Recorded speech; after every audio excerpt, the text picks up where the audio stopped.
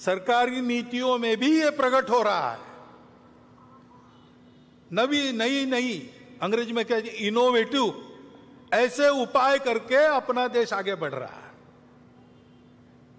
नीतियां ऐसे चल रही है, लेकिन प्रशासन ने भी ऐसा चलना चाहिए। तो प्रशासन के दिमाग में ये बात चाहिए, वो पूरी है ऐसा लगता नहीं, उनको तैयार होना पड़ेगा। और शासन प्रशासन तो अपना काम कर ही लेंगे, परंतु समाज को भी करने की आवश्यकता है। समाज को भी अपने स्व का पूर्ण ज्ञान होना चाहिए। यह समझ में आना चाहिए कि हमारी सब बातों में हमारा स्व है, इसलिए हमारी कौन सी बातें काल सुसंगत है उनको रखना चाहिए।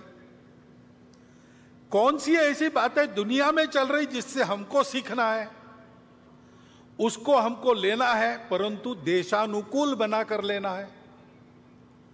और कौन सी ऐसी बातें हैं जो हमारी अपनी है, वो समयानुकूल है कि नहीं, काल सुसंगत है कि नहीं, ये देखते हुए उनमें आवश्यक परिवर्तन करते हुए, जो काल बाह्य हो गई उनको छोड़ते हुए हमको भी अपने आचरण को बदलकर आगे चलना चाहिए। क्योंकि संपूर्ण देश को आगे बढ़ना है तो शासन की स्व आधारित युगानुकूल नीति बन रही है, धीरे धीरे ही बनेगी। गलत नीति पर पोथीनिष्ठता के कारण या भ्रामक कल्पनाओं के कारण इतना आगे चले गए थे, एकदम अबाउट टर्न नहीं हो सकता। ऐसे हम गए, अब धीरे धीरे मुड़ रहे हैं, वो काम होगा, परंतु उसके साथ साथ हमको प्रशासन की तत्पर सुसंगत लोकाभिमुख कृति चाहिए। और हमारे लिए सबसे महत्वपूर्ण है समाज का मन वचन कर्म से सहयोग और समर्थन। इससे देश की स्थिति में परिवर्तन आएगा। आज की हालत में अपने मूल्यों पर हम खड़े होकर अगर परिवर्तन लाते हैं तो उससे दुनिया को नया रास्ता मिल जाएगा। अब ये हम करने लगे, लेकिन थोड़ा और एक बात का भी ध्यान रखना पड़ेगा। दुनिया में कुछ लोग हैं, भारत में भी कुछ लोग हैं जो नहीं चाहते कि भारत खड़ा हो, और इसलिए समाज में कैसे विभेद पैदा करना, समाज की सामूहिकता जो निर्माण हुई उसको कैसे तोड़ना, अलगाव और टकराव कैसे पैदा करना, ऐसा वो प्रयास करते हैं।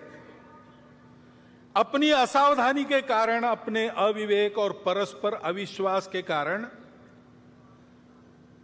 हम भी कभी कभी उसमें फंस जाते और अप्रत्याशित उपद्रव खड़े हो जाते। क्योंकि भारत का उत्थान होगा तो कलह मिटेंगे, भारत का उत्थान होगा तो दुख जाएगा, शोषण जाएगा। इनके आधार पर अपने स्वार्थ का धंधा करने वाली दुनिया की और अंदर की जो ताकतें हैं, भारत बड़ा होने से उन पर मर्यादा आएगी, वो अपने खेल नहीं खेल सकेंगे। इसलिए इनका निरंतर विरोध चलता है। विरोध करने के लिए किसी विचारधारा का आवरण ये लोग ओढ़ लेते हैं,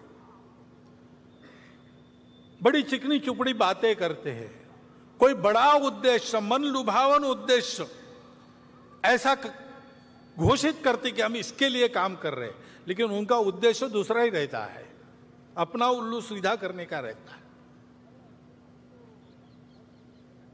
और कोई भी हो, किसी भी विचारधारा का हो, वो खाटी संघ वाला हो या कम्युनिस्ट हो, अगर वो प्रामाणिक है, निस्वार्थ बुद्धि से काम कर रहा है, तो उनके लिए वो बाधा ही बनता है। ये जानकर ऐसे सब लोगों का वो विरोध करते हैं।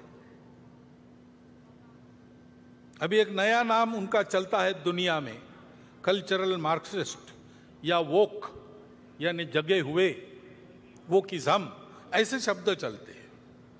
नाम तो मार्क्स का लेते हैं, लेकिन 1920 में ही उन्होंने समझा कि मार्क्स में ने जो भविष्यवाणी की वैसा होने वाला नहीं है, तो वैसा होने के नाम पर हमारे हाथ में पूरी दुनिया की पकड़ आ जाए, इसलिए तब से ही उन्होंने अपना उद्योग प्रारंभ किया है। इसलिए उसी समय उन्होंने मार्क्स की बातों को भुला दिया और आगे बढ़ रहे। और आजकल वो जो कहते हैं और बोलते और बताते हैं, विश्व की सारी सुव्यवस्था का उनका विरोध है। विश्व में मांगल्य का, संस्कार का, संयम का उनका विरोध है। अनिर्बंध स्वैराचार का वो पुरस्कार करते हैं।